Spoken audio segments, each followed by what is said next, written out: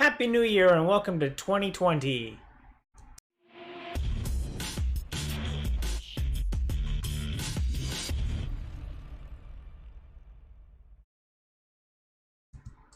What up, viewers? What up? What up? Today is Friday, January 10th, the first video game news report of this year, and that means it's time for a quick recap of the week in video game news. It's been a while, or it's been a couple weeks since I've done one of these, but we're back in the new year, so Happy New Year to all of you. And things are pretty slow in January. Not a lot of things typically happen, but there's always usually like a big game that I'm looking forward to in January, and I don't really have that one this year.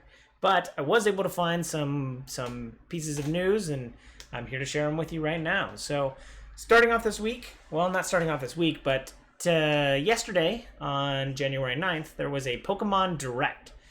This was just a version of Nintendo's Direct, but it was exclusively about Pokemon. The big crux of the entire 20-minute video, which I'll have a link down below in the description for, was there are two DLCs coming out for Pokemon Sword and Shield. There's one that's set in like a cold north, and there's one that's set kind of like in an arid place, like a desert place. I don't quite remember what it was, where they were set, but they promised another 200 Pokemon added to our already 400 Pokemon Pokedex. So, there's more Pokemon to catch and look forward to. They also showed off the two new legendaries that are coming out of these DLCs, and how I think it's one legendary, and then the way you train it will make it grow into one of two different types of legendaries. I was a little confused on that. I've also been out of the Pokemon loop for a while, so a lot of these terms they're throwing around are probably common jargon, but I just don't recognize them a lot anymore. And they also talked about bringing back legendaries from previous titles. I don't remember which ones off the top of my head they were bringing back. But yeah, they're bringing back more Pokemon.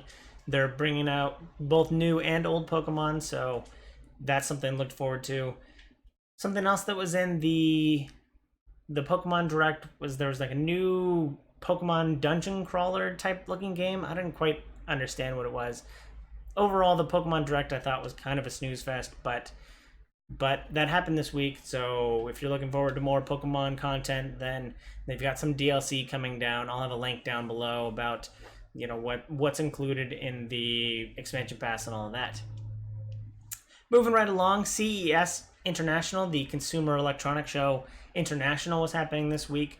I think the one in the US is typically February, so this is just the international version of it. And besides having a lot of cool electronics there, they had a couple gaming things. They showed off, I don't remember who, I think Samsung showed off their 8K TV, but the one thing that really caught my eye while I was watching it is the Alienware UFO, which looked like a slightly bigger version of the Switch, but it looked pretty janky and very rigid. I think they said it was a prototype, but it was basically a portable PC Switch competitor. It fits in your hands. I think it's a little bit bigger than the Switch, like I said, the design of it looked a little wacky. It was very angular and sharp, not very approachable. Like I think of the Switch as the sleek, circular, rounded edges kind of way it looked. It looked really sharp, but I didn't get my hands on it. But that is something to look at, or at least keep in your radar. I think one of the draws for the Switch is always going to be Nintendo's first-party content. So, Zelda games, Mario games, and all that kind of stuff. So, if you want your Steam library on your Switch, then maybe this would be the way to do it. But most of the games I want on my Switch from my Steam library are already there. So, if that's something you're looking forward to, keep your eyes out for the Alienware UFO. Gaming unions have been talked about. I think I talked about them once in the last 6 months or so. They were more of like a pipe dream, and now it sounds like things are actually starting to heat up. So the Game Workers Union, the GWU, met with the CWA, which is the Communications Workers of America. So it sounds like two organizations are coming together to help create this unionization of the gaming industry. Something people have been talking about for a long time, but hopefully the water's starting to boil and things are starting to come up with two communities coming together to try and make this thing a reality. I don't know what kind of hurdles they're gonna have to jump over, but I think this is something that's been talked about for a long time, and I think it could be good for the industry. PlayStation has had quite a bit of news this week. They announced a whole bunch of like end of year stuff and starting off the new thing. One of the things that caught a lot of people's attention was the PlayStation 5 logo, and it was very cut and dry and exactly what you thought. They took the font from the PlayStation 4, they deleted the 4, typed the number 5, and they were done. A lot of people gave them a lot of crap. I saw a couple Twitter posts of just people ripping on it because it seemed kind of no one should be expecting more because it's the fifth generation of the PlayStation, but the fact that people were kind of ripping into it on the internet was kind of funny to me. Yeah, there was just all sorts of memes around the PlayStation 5, so I thought it was funny. But as a reflection back, PlayStation also announced that the PS4 has sold a whopping 106 million units. I doubt they'll get to maybe they'll get to the 107th. But yeah, I think a lot of hardware sales are really slowing. They're probably going to slow down this year as people wait in anticipation for the next gen consoles. And last but certainly not least, in PlayStation news, the PlayStation VR has sold 5 million units. I'm not a mathematician, but I think that is a very low attach rate. I assume that VR and I think PlayStation VR is one of the more successful cases for VR on the market. But the fact that they've only sold 5 million units and the attach rate to their PlayStation 4 is less than 5%. It's pretty low. VR, I think, is still a very niche market. The PlayStation VR has one of the lowest caps to get into the VR market, so I thought it would have sold more or sold better. But VR is always something that people are curious about in the gaming industry, and so there you have it. 5 million units of PlayStation VR sold. Slight lie. Last but certainly not least, I saw a deal this week for PlayStation Plus being sold for $45. Typically, it is $60, and this one doesn't require any like weird Newegg codes or anything like that. So I have my digital code waiting for me in my Amazon cart right now. So if you want PlayStation Plus, you want it for $15 off, you can get it. I'll have a link down in the description below. Speaking of Amazon, they've kind of been hitting the marketing a little bit hard. Amazon's got a new game coming out called New World. I think the first time we saw it was at the Video Game Awards back at the beginning of December. But I've been seeing a lot of marketing for it recently, or at least the trailers have been popping up in my YouTube videos and on Twitch.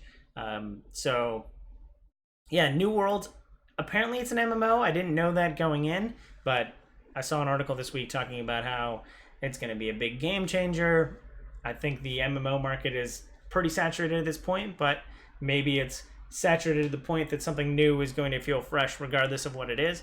But it's an interesting way to get into the video game market for Amazon is by creating an MMO. But it sounds like it's got a lot of promise, but I'm still holding my breath to see what it's all about. I don't think there was an actual like release date for it, so I guess we're just going to keep waiting and seeing.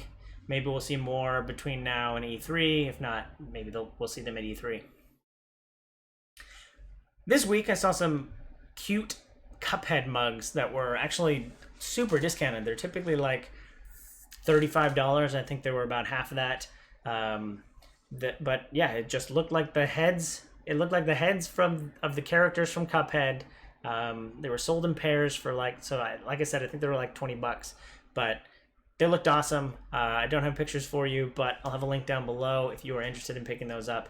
I think they look really cool. I love my collection of mugs, and I think they look really cool. They're really nice. mugs, and they're less than $20. So if you're digging in on, if you dig Cuphead or coffee mugs or any of that kind of stuff, or video game memorabilia, these Cuphead mugs look really cool. So they came across my feed, and I wanted to talk about them because they look really cool. Magic: The Gathering is coming out with a video game, and unlike previous video games like Arena or one of the different Planeswalker sets, this one has no cards at all. This one's called Magic Legends, and it is a Diablo clone. I still think that we need a term for just like a Diablo-like we have Metroid, like a Metroidvania. Like that's a single term to describe, a game where you get powers and then you come back to different places, and it implies platforming. But yeah, this is an isometric game set in the Magic world where you are leveling up a Planeswalker and fighting off waves of minions. So the game looks cool and interesting. There's a lot of Diablo clones. I mean, off the top of my head, I'm thinking of Chaos Bane, Pillar of Exile, all these other big Diablo clones that have been coming out recently. So this is another one that's coming out. But if you're really into Magic or Diablo likes, then Magic Legends is coming out. I don't think that one had a date either. I think I'll keep watching on that. I never played Chaos Bane, and I really want to, and that's why I keep harping on Diablo clones, because I really want to play Warhammer Diablo, but I haven't played it yet. Hopefully that goes on sale sometime soon so I can pick that up for cheap. Moving right along, the Gollum video game. This is a very small story. I don't think anybody. I thought it was originally going to be a mobile game, but they announced that the Gollum video game by Daedalic is going to be for next-gen consoles. So we're not going to see it this year, but we might see it next year for PC as well as next-gen consoles. So if you're into Gollum or any Lord of the Rings properties, I'm really excited for the TV show. Let me know if you are excited as well. But yeah, that was announced this week, and I thought I'd bring it up here. Last but certainly not least, Fantasy Flight, one of the biggest board game retailers on the internet. They have an interactive. Man, I am stumbling through this because I haven't done it in a couple weeks. Fantasy Flight Interactive is closing down. They had recently the Lord of the Rings card game, which was kind of a rehash of the not the classic, but of the Lord of the Rings LCG that they have. But anyway, the Fantasy Flight Games group is closing down. Apparently they couldn't get that one off the ground, so they decided to shutter their whole process. But I would assume that you're still going to get virtual board games, and I thought virtual board games is actually a good idea. I remember playing Ticket to Ride Mobile and a few others. So I don't think virtual board games is a poor investment, but Fantasy Flight couldn't get it to work, so maybe they'll just license it off and get other people to develop them, and they'll just sell their IP to those developers to make the games for them, rather than trying to build it in-house. I could see how that could be rough. So that's it. Thanks for watching. Hope you enjoyed this content. If you do, follow, like, and subscribe to me on YouTube. Anything goes a very long way, so I like growing my channel, and I like doing these every week. So any way that you can think of to help support me goes a really long way if you want to see more content like this. Thanks again. Hope you have a super day. Hope you have a super weekend. And I hope you have a super day. Happy New Year. Bye.